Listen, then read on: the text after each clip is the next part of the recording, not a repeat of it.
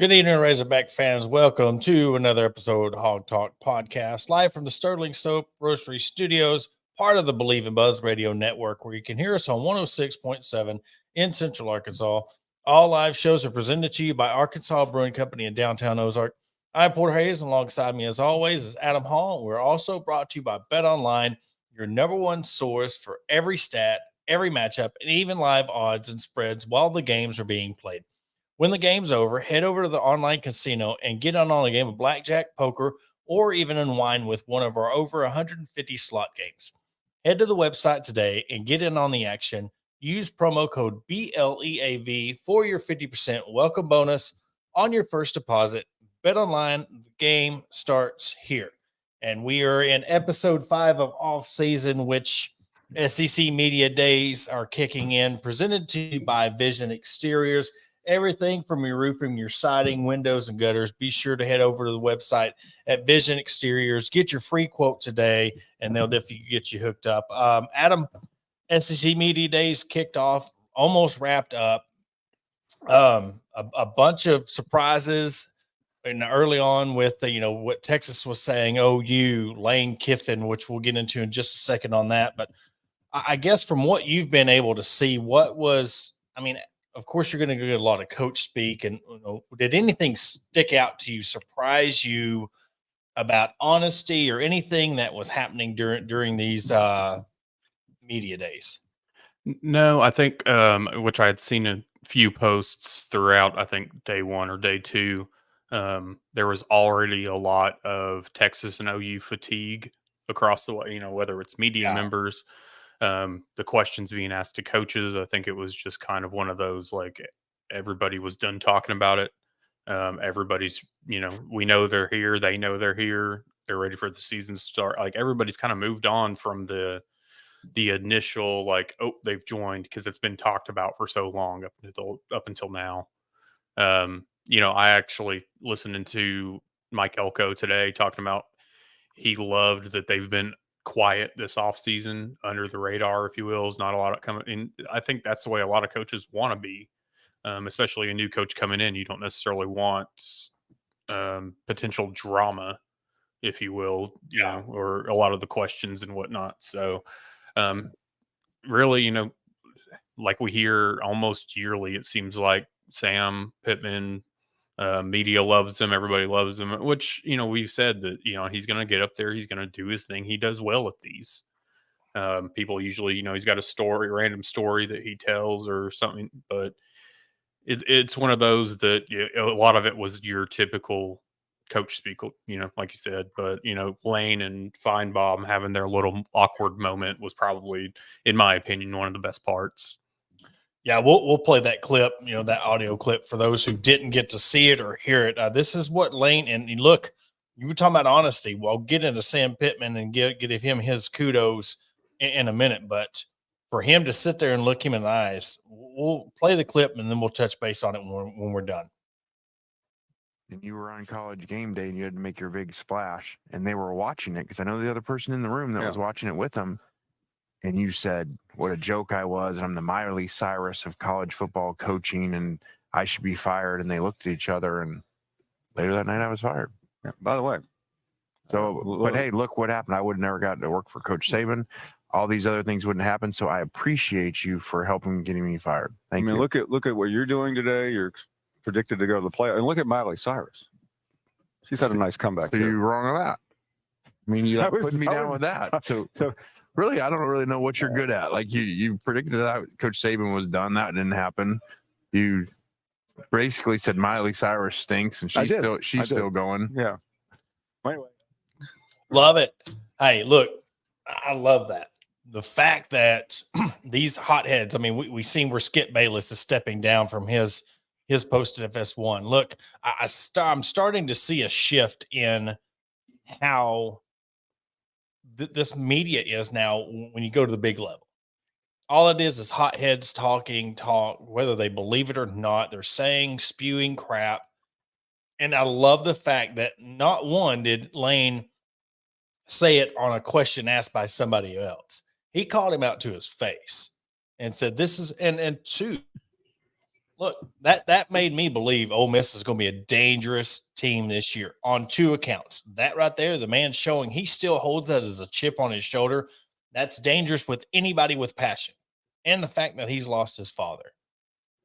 Those two things right there. You want to talk to somebody that don't need any more motivation about going into this season and winning and proving people wrong. For him to sit up there during talking season when everybody's supposed to be having fun and just laying it all out there, for him to say that, watch out for Ole Miss this year. Mm-hmm. And I love seeing it because we all know that, Lane is the troll when it comes to X. He keeps receipts, he posts it, and a lot of times it's just little playful jabs. But I mean, you could tell if you watched the clip, like the look on his face, the seriousness in his face and in his voice, he's been holding on to that for a while. And, especially with Ole Miss year in and year out to be a successful team under Lane Kiffin, it's kind of the middle finger to Paul Feinbaum that, like, look, I'm here. Yep. And we're not done. So, it's fun to see because I know a lot of folks have their thoughts and opinions when it comes to Feinbaum and the other media guys, whether it's Skip Bayless, Stephen A.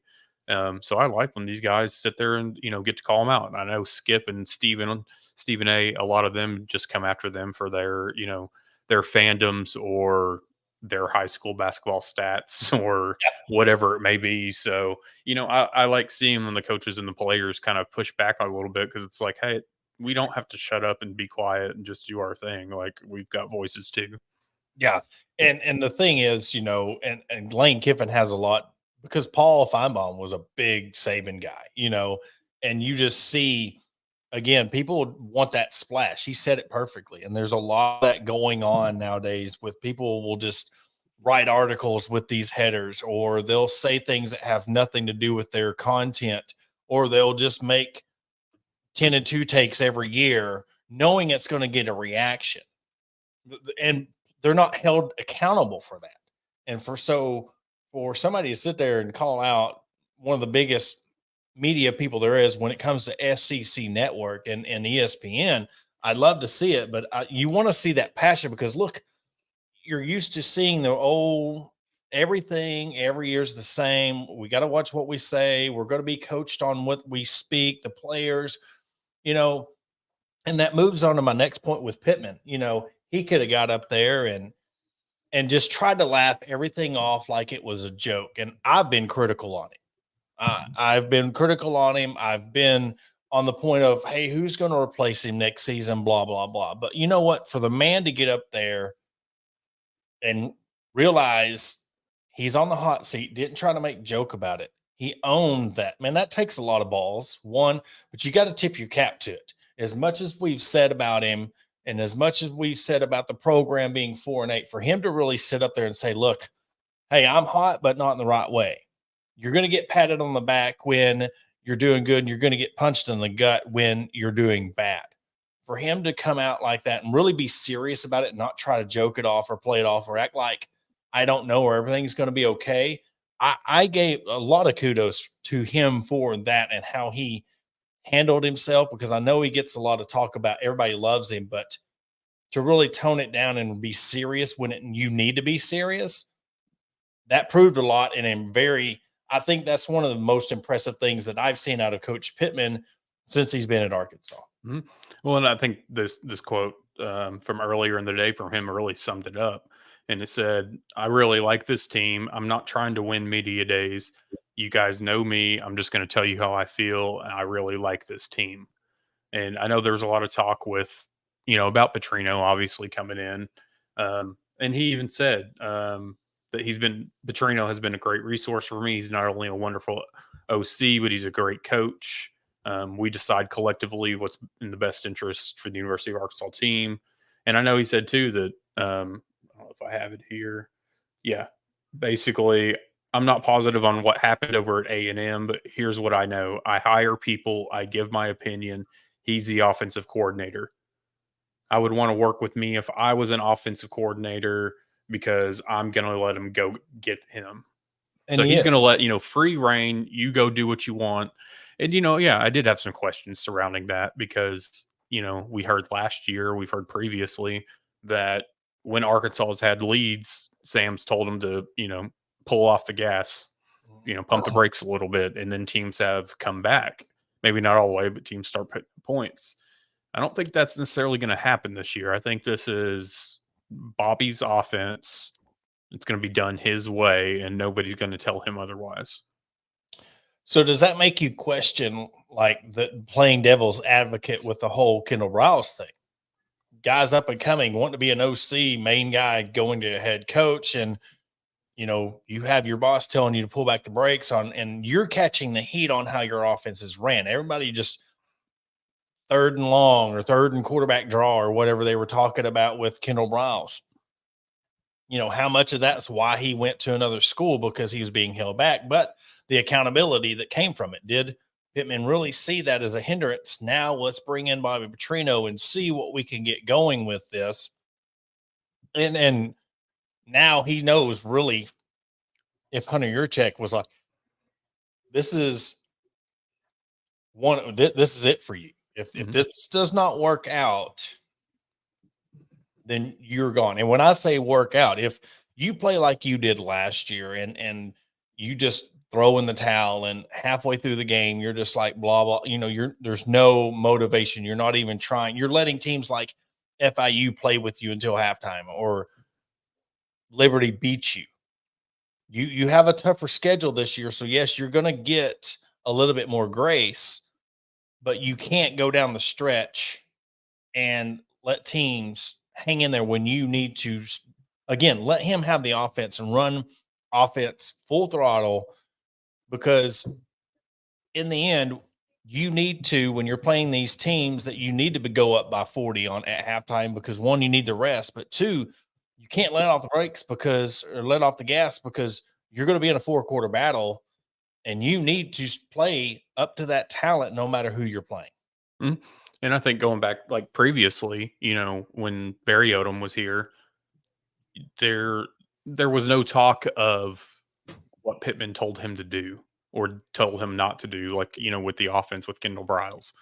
It was his defense. He did what he saw fit, or at least that's what it seemed, up front. We obviously don't see what happens behind the scenes, but there was a lot more open, talking with Kendall Briles, and like, oh yeah, I had them pull back the reins on it, whatever. And maybe some of that was Pittman trying to take some of the brunt of the criticism. I don't know. But I think with Bobby Petrino, it kind of goes back to how things were with Barry Odom, former head coach, defensive guru, offensive guru. It's one of those, like, you do your thing. I'm going to worry about being the CEO, like I said I was going to be whenever I came into this university. I was going to hire the best people for the job and let them do their thing. Well, now let's see it, because your defense, let Travis Williams and them do their thing. You have to, yeah. And let those coaches do their thing. And you know what?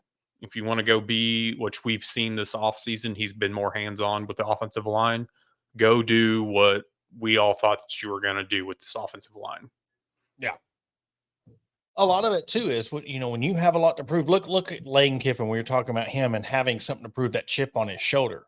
No matter what, you're a head coach. There's an ego to be had. A lot of coaches have egos. Look at Jimbo Fisher.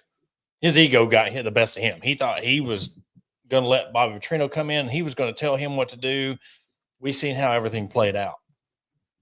You get to the point where you think you're untouchable and your ego gets the best of you. You're without a job, or you can't find guys that want to work with you. I think he had a reality check of, again, checking his ego to I'm not saying it was eccentric, but it was to the point to where he thought he knew better how to run an offense. And when you're coming from a position where you're just an O-line coach and you're given a head coaching job, there's going to be people who question your credibility on being a head coach. Some people would take offense to that. And now you're like, I'll show you, I'll take over the whole damn thing. You get in over your head, but you're dying on that sword. So a lot of truth could be to that is like, look, he just got in over his head. He was trying to prove to his staff that he could be a head coach. Now he's seen how that played out. And this is going to be the true test of, you're bringing in somebody like Bobby Petrino, And now you got Travis Williams to really be that CEO, like you said, get guys in there that you trust. We'll see how it plays out. I'll be curious, and I know switching slight gears a little bit. Of course, the dog. Seeing or listening to Taylor Green today. I mean, he had a lot to say about the offensive line, and I know there's been a lot of questions surrounding that. So here's him this afternoon about that. If you want to hang on, guys, I feel like that's where it starts. It starts up front, and I tell them all the time. I have respect.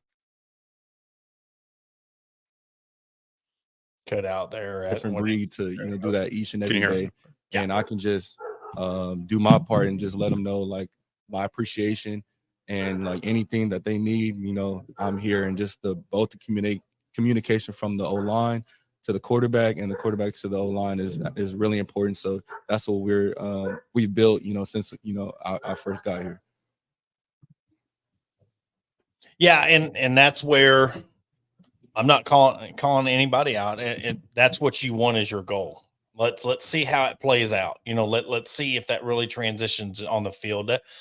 The coach, how he handled things, that's what it took you by surprise because it wasn't that typical coach speak. But the players, you trust an O-line, the O-line. I want to see it on the field because you can say that, but let's see what talent they have. Let's see how good the O-line is, because you can give all the trust in the O-line, but if they don't start performing, you're going to start losing trust in that O-line. Yeah, and then listening to Landon Jackson today too, like it was basically like, obviously he wants to get to the NFL, but his goal, is a winning season. That's what he's looking at this season. He's not looking ahead. He said that this group is more tight knit than previous seasons, and I think some of that, we look at some of the players that enter the portal, and it's usually, you get one side that's mad that the player's leaving, fan wise, but then, and it's got to be a coaching issue, especially when your team's been losing. And then some aspect, maybe you're getting potential locker room drama out. And again, I'm not calling out any one player that left, but out of the handful of players that did leave, maybe there were some rifts that was caused by some of those players that did leave. And they got some of the headaches for that particular locker room out of the way. And that's what you hope for. You hope that, yes, they are coming together more than in previous years. We're in a different age and time with social media, but we're also in a different age of time of, these guys want money and they want to be treated like adults and professional athletes per se. You got to act professional. And all it takes is one person to become that cancer in that locker room. I don't care if you're 4-8 or 8-4. If you have problems or if you're unhappy and everybody has that one person that they tell, then that person tells, and then it turns into a locker room drama. And that's fine. If you don't want to be at the university, if you want to show your displeasure and try to go somewhere else, man, that's your right. But the problem is then when you start going and getting the people on social media on your side and start talking about this and that. And of course, when if there's problems and then you start saying what you felt, everybody's going to automatically jump on your bandwagon, because that's the easy thing to do. But that causes more problems and you're not being professional about it. If you're unhappy, talk with the people that you're not unhappy with. You want to go jump in the transfer portal, you want to go to another school, so be it. But keep that. You're talking about, like you said, tight knit. Keep it to yourself. Keep it to the people, because you got to act professional now. You are trying to grow your brand, go to a different school, get paid, get NIL. Because one thing is, say you sign a big deal with this Dodge, this Dodge company. Now you're talking bad about this university, or this is crap and that's that. Now, but you're also representing that brand. There's some people that don't realize when you are representing a brand, it don't matter if it's yours, what you did with that, how you obtained that brand, you are still representing a brand. And if you're kind of told otherwise, you still got to honor that brand. It's all about professionalism and Some people can't seem to grasp that, and they lose things because of that. I think that's that kind of fine line that has to be learned, and not just in sports, but anywhere. It's kind of like, you know, I know not every company is like, there's a lot of companies out there that, hey, when it comes to your social media, like there's things that we don't want you posting about, especially when it comes to the company that you're working for, somebody that we represent, whatever the case may be. And, I get that, you know, people, athletes, like your profile is your profile, your social media is your social media, but there is still a bit of professionalism, like you said, that needs to be put in. And you don't need to go air out all the dirty laundry on social media, especially when you're in that position that you have a large following, that you have fans that are following you and paying attention to everything that you post. They're reading into, especially that, reading into your little cryptic, obscure tweets that you put out. What does he mean by this? Is there something going on? And just to sit there and I think a lot of professional athletes can be this way, just immediately go into social media to bash their team.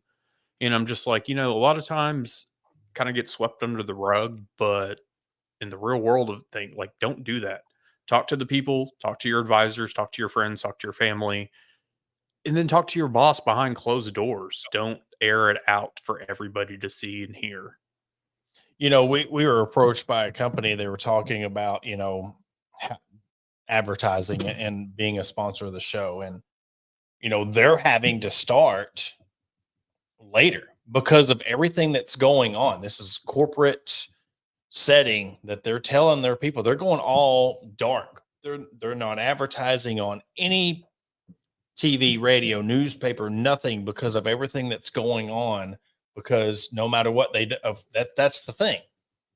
You're representing that brand and that company. It don't matter what you put it on. If it's seen associated with this, now you're associated with that.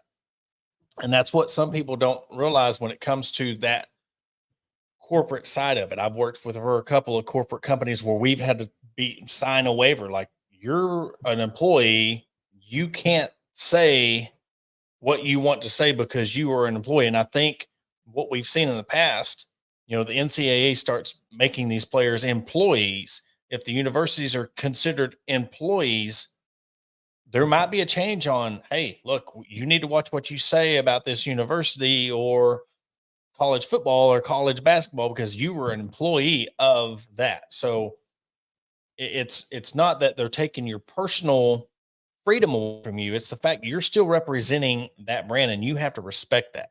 And if not, go play for another university or do something else, because you're willing to take the money or take all the fame from what comes with it, but you're not willing to accept the responsibilities of, hey, they're protecting themselves because you're representing that brand. Well, even if looking at things like, especially in the professional leagues, where you get fined or heavily fined, you can't criticize refs and umps. You can't you can't come after the commissioner of the league. You're going to start seeing those type of fines at the college level. Going in, if you posted this, or hell, even if you retweet something that is about the referee of that game, they're going to just look at that like, hey, that's what you posted, so hey, we're going to take away a few $1,000s. Yeah, we're going to start penalizing it. Or whether if it's money or not, if it's bad enough, do you start getting into, hey, you're not going to play the first half of this game, we're going to start taking game time away from you.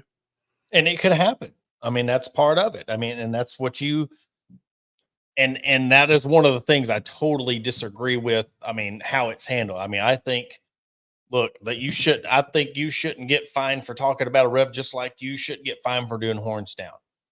These people are doing a job. And if they're doing bad at the job, hey, look, you're talking about their job. You're not talking about them as a person. It goes along lines when we're criticizing fans and players and all that. The umpires and people like that. That's why everybody dislikes them so much, because they're horrible for some part. I mean, there's a lot of good refs, but I'm talking about they're horrible when how they miss, and yet there's no accountability for it. So it brings up that resentment. Like, I resent that person because they can suck at their job and there's no accountability for it. That's the whole issue. Hold them accountable for what they do publicly. Why did you're a professional, you're getting paid to call these games, and you're getting paid very well to call these games. Why are you not held accountable for this? And I think you want to make it better. You want to make the game better. Start holding them accountable. And guess what? Yeah, take the criticism. You screwed up. You cost this game, that like the Bo Nix fumble. Y'all screwed that up. You got to be held accountable for it. Guess what? You're going to see a lot of that die down because the fact that now they're going to be held accountable for it, they're going to be more self-conscious about, because sometimes they're like, I missed a call. No big deal. I'm still getting mine. Y'all have to deal with it. I don't have to answer for it. I think across the board, especially what we've seen over the last few years, I think that they need to sit in a press conference afterward, just like coaches and players. Let the referees sit in there for 20, 30 minutes and answer questions. Most of the time, you're not going to have much to say, much to hear, but then there's going to be a lot, other times too, that you're going to get called on the carpet. And I think it's going to make some of those referees rethink some things on, should I be doing this? Yeah. And again, and that's totally right. I mean, I think that, it goes back to you're getting paid a lot of money to, and look, this is a big business. You've got a lot of money on the line with bettors. You've got a lot of money line on with players, the players that are going out there, and especially in college football, you lose one game. I mean, that could end your chances of a national championship per se, but it's just the moral of it. Hold them accountable, and you're going to see, what they can really change to make this game better. And until that happens, until they keep getting away with it, I mean, the fact that they retired that run him out, I mean, that shows if they're run you up, that just tells you how bad, because it's never been done. And I'd like to see across other sports, I didn't know it was till recently with Angel Hernandez leaving, the MLB basically has rankings of the umpires. And I'd like to see that across all sports. Show us who's missing calls. Show us who, having these issues, blown calls, bad, whatever the case may be. I want to see these guys ranked. Give them a grading system. Yep. Oh yeah. And that's totally, yeah. And I think but it's funny because there's that ranking, but it's until the accountability, like start cutting their paychecks. You can't say nothing about that rep and you take 25 grand from him. Well, if you blow a percentage of these calls, start taking money out of their pocket. See how that changes when you start really holding them to their own, because I guarantee you start doing, I've worked commission jobs before. You start taking away from that, it's going to change your whole aspect of how you call games, how you don't have to miss a call and then rely on the guy on behind you or across the court to come behind you, or the replay booth, spending all this time on the replay booth. Hold these people accountable. How is that going to affect the replay game? Yeah, I haven't. You've got refs on standby, umps on standby. If something's atrocious enough, pull them from the game. Have one of your backups ready to go because somebody's not with it. Bench him. Yeah, there you go. Well, we're going to take a quick break. We're going to carry on with some TBT Arkansas news that they start tomorrow. Talk more about SEC Media Days, football season coming up, and more after the break. Attention DIYers and home improvement enthusiasts. Are you searching for the right tools and the supplies to tackle your next project? Look no further than Mentor's Hardware Store. With locations in Ozark, Alma, and Clarksville, our vast selection of hardware and building materials ensure to have everything you need. Whether you're fixing a leaky faucet or building a new deck, plus our knowledgeable staff is always on hand to offer expert advice and guidance. And with our competitive prices and convenient online ordering, Mentor's Hardware Store is your one-stop shop for all your DIY needs. Visit us today and let's build something amazing together. Are you in need of legal representation? Look no further than the law offices of Robertson, Beasley, Shipley, and Robinson. As the oldest law firm in the River Valley, we have been serving our clients for over 100 years, with locations in Ozark, Fort Smith, and Spring. Our experienced team of attorneys provide expert guidance and advocacy in a wide range of legal areas, including personal injury, family law, criminal defense, and more. Trust in our history and experience to the results you deserve. Contact the law offices of Robertson, Beasley, Shipley, and Robinson today at 479-3 479-782-8813. That's 479-782-8813. Are you looking for a place to grab a cold drink and some delicious food? Look no further than Arkansas Brewing Company. Located at 201 South 1st Street in beautiful downtown Ozark, our establishment offers a wide selection of craft beers and tasty eats. But what sets us apart is our welcoming atmosphere and friendly staff. At Arkansas Brewing Company, you'll always feel like part of the family. So visit Destiny and Christopher Brockett and staff today and see for yourself what makes us the go-to spot for locals and visitors alike. Arkansas Brewing Company, come for the drinks and stay for the friends. Searching for premium brewery products that will take your daily routine to the next level? Look no further than Sterling Soap Company. Our handmade soaps, aftershaves, and balms are made with only the finest ingredients that give you the ultimate grooming experience. With a variety of scents to choose from, there's something for everyone. Plus, our products are crafted in small batches to ensure the highest level of quality. So why wait? Visit www.sterlingsoap.com or visit our retail store at 16 West Walnut Street in Paris, Arkansas. Shop our collection and discover the difference for yourself. Upgrade your grooming routine with Sterling Soap Company. And welcome back to the Hog Talk podcast. And we're talking about, before the break, Team Arkansas TBT starts their run to the championship tomorrow against Team Eberline Drive. Very good squad.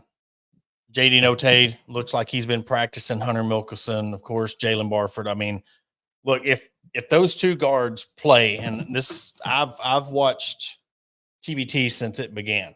The type of teams that it takes to win this tournament, and then the format that you win in with the Elam ending. Look, if they play to their potential and what they have, they're going to be a tough out. They're going to be a tough team to beat because a lot of it is that guard play. A lot of that is how can you get the ball, distribute the ball, can you score? Because it gets to that Elam ending and you're up 4. I mean, you got to get to that target score. You got to lock it down, play defense, and not let that other team in it. The Elam ending has been great. TBT's embraced it. NBA All-Star Game did it for a year or two. I think they need to go back to it. But, it brings a different element. It brings another sense of urgency. Your last, several minutes, 4 minutes, whenever it kicks in. It takes a lot. A boring last few minutes, there puts a sense of urgency out there because teams aren't just looking at the time on the clock now; they're looking at the points. Mm-hmm. And anybody playing basketball, especially a game like you're playing a game of 21 or something, you're watching those points. You don't have to worry about a clock, but I think it's great. I think more you should. I wish you would see it across more places, but I get why you don't. But seeing Jalen Barford and JD Notate coming up, I mean, like I said, I've been a fan of Hunter Mickelson since he's left Arkansas. He is a completely different player from when he was here before. Yeah. So we always seem to catch, like we say in a lot of sports, it seems like Team Arkansas always ends up against that hot team that just is clicking on all cylinders that makes a deep run in the TBT. Yeah, and they get into the Wichita Regional a lot too. So, you're going against Aftershocks, very good team. But, then you had Team ALS, the team that beat them the year that I went up and watched them. You got to, one, if that Elam ending, the only tweak I would make is I think that I wouldn't allow it on a free throw. That's my only critique on it. Check the ball and made basket. Because especially how they play in today's game, they're looking more to draw the foul than they are to play the game. I think that's the thing. If you take that element out of it, and I'd say this, the TBT refs are amazing. There's very few games I've watched where the refs, one, make it about them, and they're just horrible. I've been very impressed because they really like letting them play, because this is a men's league, and the fact that you're playing for $1 million, I would hate to be that ref that cost a team $1 million. You know, so, but I would take the free throw out of it, just be like, check up, made basket only, see how that works. And I think that would add a very interesting element to it, because you're not getting bailed out on a free throw. You know, say this team's taking a charge back, they're down 2, you draw the foul, make a free throw. I would say check the ball and see how that worked out. Well, and I think that's how the Big Three does it. Big Three, they do a similar, or kind of like a tweaked Elam ending, if you will. But you can't win on a free throw. It has to be a made shot. I love that. That's how it should be. I mean, you play up till the end of it. You're not sitting back just, waiting for that free throw hit. And yeah, there's a lot of pressure with the free throw, but at the same time, made basket is a lot more difficult than made free throw. Yeah. Brandon Wood's another one to look out for, guard. A lot of TBT experience, but there is a lot of good teams that play in this. When Overseas Elite was going on their 4-peat, their run, they were just killing the competition. And Joe Johnson even played for them the COVID year. And just the aspect of, you hit a game-winning shot and the game's over. There's every game ends on a buzzer beater, but I also think another element that adds to it is, if you're up by 20 on the team, you don't have to wait till the fourth quarter's over with. You score the 7-8 points, game's over, and you move on to the next. I think that's an underrated part of the Elam ending is, look, that team's just better than you. It's that, all right, let's get this thing over with. Let's move on to the next game. Yeah, and I think something that we've seen in years past, which we're seeing a slight change with having teams that aren't just alumni teams, but I think when the teams are, when you get the alumni guys, or you get the guys that are playing for their city or area, I think there's a lot more a lot more point of emphasis on it. So you're not just joining a team that, you're going out there and trying to win, but it doesn't mean that much to you. And so, and I think that's why you see a lot of I think the Ohio State team usually gets a lot of, former players, a lot of hype, and rightfully so. And they're usually one of the stronger teams in this. And that's why, we've been saying that we'd like to see an all Arkansas team again, which we had seen in, early on in the early years. But I think right now, you're getting what you can get. Like we've talked about, schedules, money, and then if they're playing somewhere, they're under contracts, they can't do it. But there's still a lot of players out there that aren't either are playing overseas or whatever it may be. Maybe they're not in the actual game of basketball anymore. Who knows? Yeah. And when I'm scrolling, can you see me scroll the screen on here? Yeah. Okay. So just going through, for the ones that are not really familiar with the TBT, you look over here, Carmen's Crew, that's that Ohio State team that is really, they won it a few years back with Kraft. And what the cool thing is, you're talking about those Arkansas guys. Kraft was a standout at Ohio State, coming back, playing for that Ohio State alumni team. With I can't think of the guy's name. He's been a mainstay. He's got the bleach blonde hair. He plays for the Shockers. He's been a mainstay since the beginning. But somebody like that, you're that hometown hero, especially with the Wichita State team, and to play for them every year, and those crowds go watch them play. That's the best scene. They sell out that stadium every year for those games. The year that I went up there, when Team Arkansas got beat by Team ALS, it was the Shockers versus the Creighton team. So you think Wichita State versus the Creighton alumni team. It was electric, sold out, and you thought you were at a Arkansas Kentucky game. And I'm not lying. It was that crowded, that packed, and the fans were into it from start to finish. But again, that guy's name, and I should know it. He's been in the TBT forever. I just can't think of his name right now. But if Arkansas wins, they play Team Aberlane Drive at 1 p.m. tomorrow.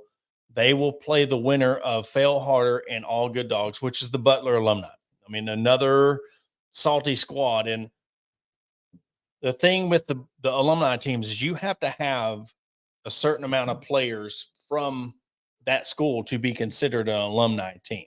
You can't just have 2 guys on it from Arkansas and be like, okay, this is Team Arkansas, TBT. But I have said over and over and over and over, I would love to see Joe Johnson play for Team Arkansas. Him and Sonny Weems. I mean, you just imagine you have Note, you have Barford, you have Weems, you have Joe Johnson and Hunter Milkelson. Could you imagine that? And then Jalen Tate, he's played. You could have a killer squad that could win that whole thing. I think if this is the guy you're talking about, Connor Frankamp. Yep, Frank Camp. Yep, that's him. Yes. Yeah, he's on there. And I mean, also to look out on that Aftershocks team, there's a familiar name on here, which is Trey Wade. Yes. And he played for Arkansas 2 years ago and played for them. He played for that was Cook. Orlando Cook played for the Oklahoma State team last year. Yeah. So it's always interesting to see Trey Wade also played for Wichita State and UTEP, I believe. So it's something it's one of those, there's ties to it. Some of the guys, it's just friendships, relationships, whatever. But, I think you get guys that are, from the university, played for the university, and especially the ones that are from the state also, it adds another element to it. And, we've seen what Joe Johnson still does in the Big Three. So I think he would actually, he'd come over and absolutely dominate in the TBT. Yeah, and he did play, and he was killing it. He was killing it, and I can't remember what team beat them, but he was like carrying that overseas elite team, and they got upset. But another person that plays, Ja'Cory Williams, played for Arkansas and then went to Middle Tennessee State. He plays for Herd That, which is another popular team, the Marshall team that the brothers ended up it was actually Elmore. He went up against Joe Johnson, and he was like, 2 weeks ago, I was playing at the YMCA. Ott Elmore is his name. He was playing at the YMCA, and then he was talking about guarding Joe Johnson. And that's the thing that's really cool about that is you're bringing guys off the street or overseas to try to play in this tournament. But my favorite thing that I love about it is there's so many teams now playing for a cause. You're talking about alumni. Now, you got a team challenge ALS. You have an autism team. You have the team that beat Joe Johnson's overseas elite, I just looked up, is the Sideline Cancer. Yeah, Sideline Cancer. I love that team. Me and her husband was a big basketball fan, and he passed away of cancer, and she started this. They have a whole foundation. Like, they support Sideline Cancer, supports Little League. They have AAU teams. Yes, I totally forgot about that. There's a Drew League team, an LA Cheaters, and then there is a Kentucky team this year, La Familia. So I'll tell you what, if they got a bunch of their dogs, that would be, you just think, you have a Duke, UNC, Kansas, Kentucky, Arkansas, and they got all their best players that were eligible to play in this TBT. That would be fun. Like we've seen before, I think, the schedule and the money comes down to a lot of it. So, and it's understandable. These guys still, especially the ones that aren't in a major league, or even some of the ones that are overseas, they rely on making as much money as they can. So it's kind of, they take away time for a few weeks. It could hurt them, could help them. So it's a risk they've got to take. Yeah. And with what Arkansas has, the top rated team in their region is the Indiana alumni team. And then Minamaki is the Purdue team. They're in a tough draw. You have Minamaki, Fort Wayne champs. But again, when you're talking about getting everybody together, getting everybody to play together and play up their potential, that's one of the drawbacks is it's hard to get some guys that are not guaranteed to make anything unless they win. But this is going to be a stacked field. I just seen where they have UConn's got an alumni team, Stars of Store. So I am going to treat this kind of like March Madness in a way. It's one of those that no, I was Robbie Hummel was Purdue. He's on the Minamaki team. Kraft was the one that played for Carmen's crew, the Ohio State team. I think he's like the coach or a GM now. I don't think he plays for them anymore. Let me look it up and see his name. I'm looking up their roster right now to see if he's on it. Because there was another one that played for. He was a coach, one of their players for. Nope, he's not on it anymore. Let me look it up real quick. Aaron Kraft, I want to say his name was. Yeah, Aaron Kraft. Aaron Kraft. Okay. Yeah, he was the one that had the Mono Ginobili hairline. And Sullinger, JJ Sullinger, he also played for him too. So there's gonna be a lot of guys that you're like, man, I hadn't heard that name in years. He brought up Hummel. I mean, Hummel played for Purdue, and was a killer. And now he plays for that team. But it's a lot. I love it because I was very big into college basketball, and you just see some of the guys they put together, some of the teams they put together, and it's legit. I watched the very first year when the Notre Dame team won it, and you get hooked because look, this is men. There's people playing for, and now at one time they went to 2 million. Now it's back to $1 million. So after COVID, they kept it at $1 million. And just for some, I guess, schedule clarification, or I get not schedule, but airtime. So not all the games are going to be on Fox Sports.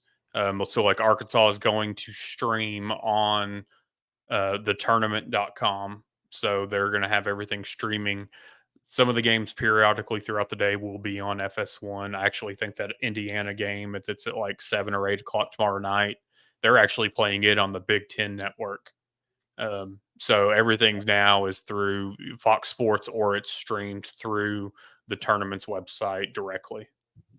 But yeah, we'll keep you up to date. We'll have all the scores and updates from the game tomorrow. It would be at noon because these are Eastern time. So tomorrow at noon, it will be streamed on TBT Live on the website. So you can head over to thetournament.com, and that's where you can stream all the games. I believe it's free, correct? Correct. Okay. So there's it's not like you pay $19 for this tournament. It's going to be free for the duration of the tournament that's not on FS1. So be sure to stay tuned to us. We'll keep you updated on how Team Arkansas does. Monty Patel and his squad, Coach Z and Jalen Barford, because look, Jalen Barford's played in this thing for a while too. So I know that it would be amazing. DP said any kind of championship associated with Arkansas. I agree. This team wins it. They have a good chance of hosting. And I know that's what Monty's main goal is to do. But, man, I would be so proud of this program. I mean, because Keith Kelly started kind of the GM of it, and now Monty runs the team now. And this team has been a mainstay for a while. One of them underrated stars that every now and then they make a push, but sometimes they just fall short in the first or second game. But really looking forward to this tomorrow and talk about something that if you want to watch, that if you're not interested in, you'll definitely not be disappointed in how this tournament is ran and how it's played.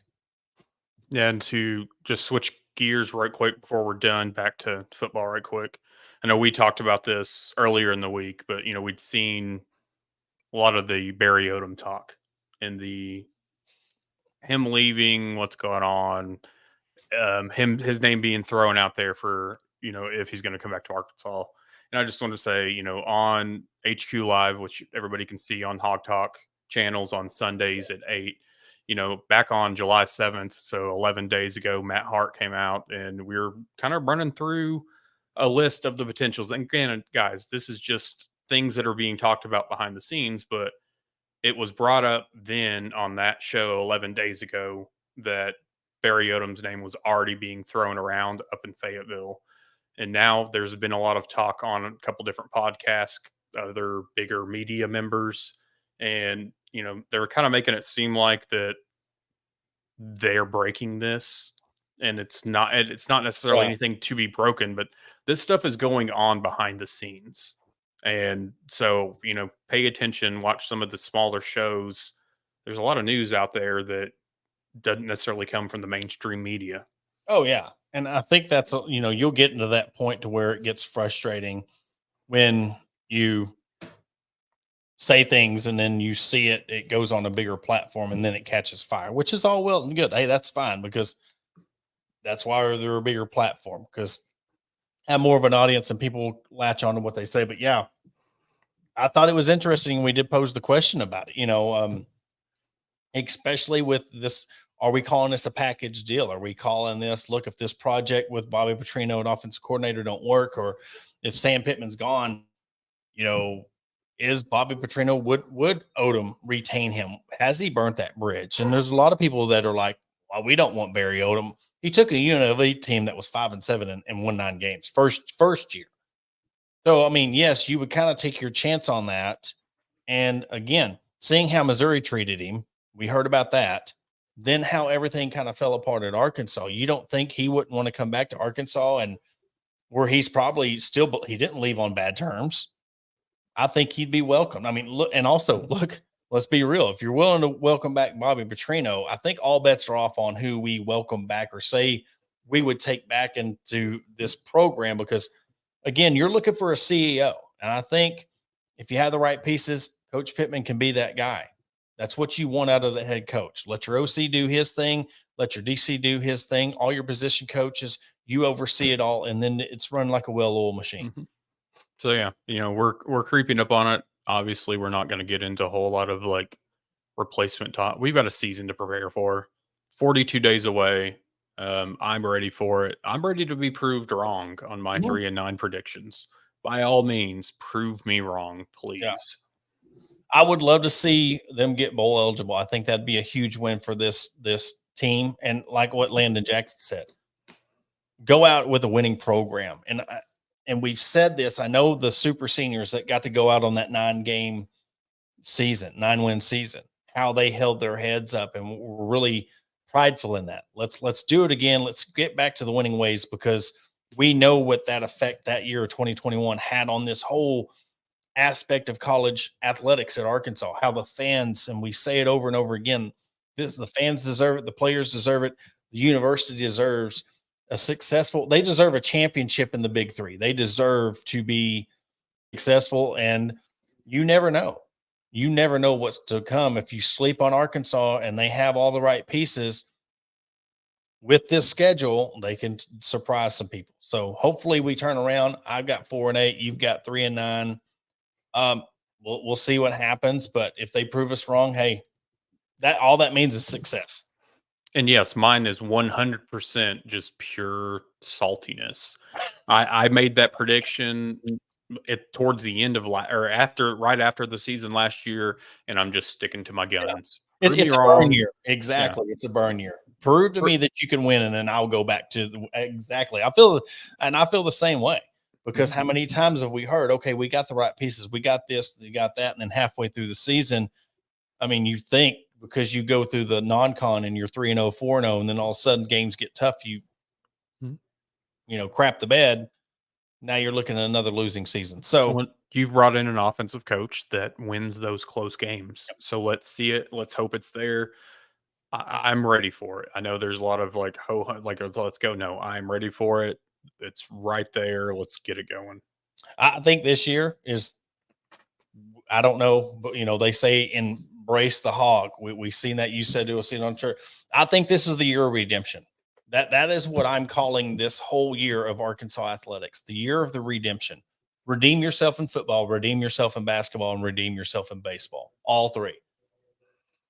Let's see put that on a shirt, because I think truly, seriously, because that's what it is. You got to redeem yourself to get this fan base back bought in. And I think this is the perfect year for it. But it all starts with football. You're on the clock. Well, just joining a little bit past, I guess I joined a little over a year ago to do this with you, and it would be nice to have a year of pleasantries versus a year of week in and week out, and it's just difficult, but we'll make do. It gets fun around here. 2021 was awesome. It just makes it. And again, the fans are happy. It reminds me of Major League. When they start winning and the fans, you see them grow, and they're in the bars and watching TV together. Again, year of redemption. I'm calling it right now. That's what I'm calling this season. And this is not just for football; it's for the big three.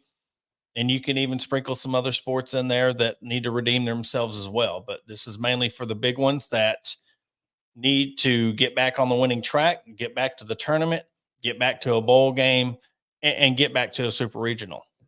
Definitely. And guys, cooler weather's coming up for a few days. Enjoy it, even though it's going to be rainy. Yes. And again, if you need any roofing, siding, windows, gutter work, call our friends at Vision Exteriors. They're the sole sponsor of this show. We love all of our fans. Thank you for tuning in. Brought to you by Bet Online, Believe, Sterling Soap, Arkansas Brewing Company. And Adam, you got anything before we wrap it up? No, I'm good. All right. Well, everybody enjoy the rest of the SEC Media Days. Take in what you can.